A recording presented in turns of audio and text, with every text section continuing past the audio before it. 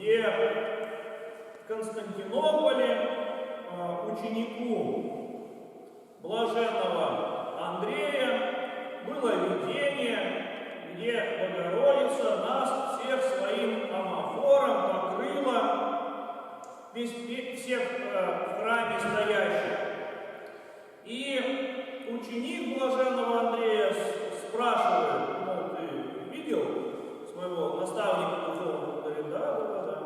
То есть, если бы это было видение кому-то одному, либо блаженному Андрею, либо его ученику, то человек, настроенный скептически, он бы мог сказать: ну, мало ли что примерещится.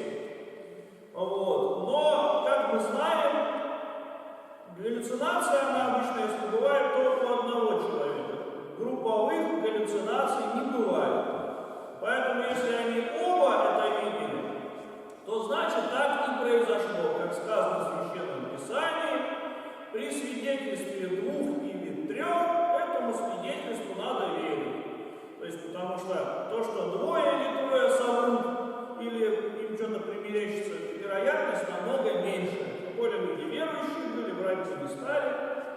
И вот в знак этого установился праздник Покрова, который у нас, наверное, на Руси чтут даже больше, чем в Греции, где, собственно, в Константинополе, где, собственно, это и произошло. Поэтому поздравляю вас с наступающим праздником Покрова Пресвятой Богородицы.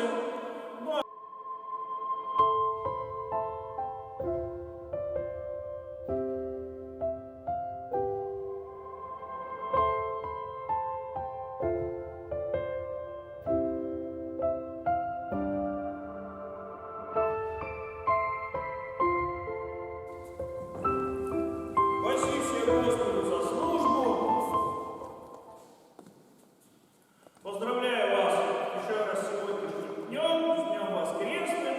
И поскольку церковный день начинается с вечера, то с наступающим, или уже, можно сказать, почти что наступившим праздником Покрова Пресвятой Богородицы.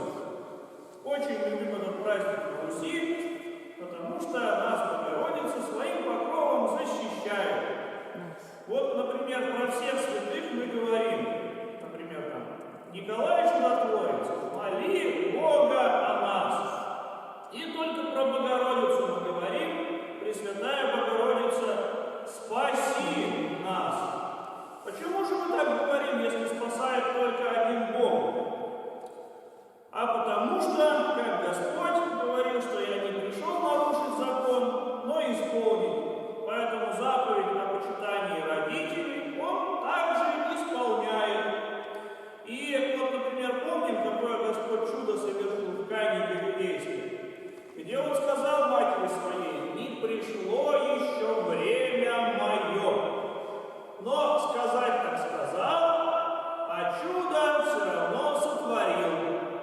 Вот, поэтому действительно по молитвам Божией Матери Господь творит много-много всего. И поэтому Церковь присвоила Богородице не просто эпитет, что Богородица, моли Бога о нас,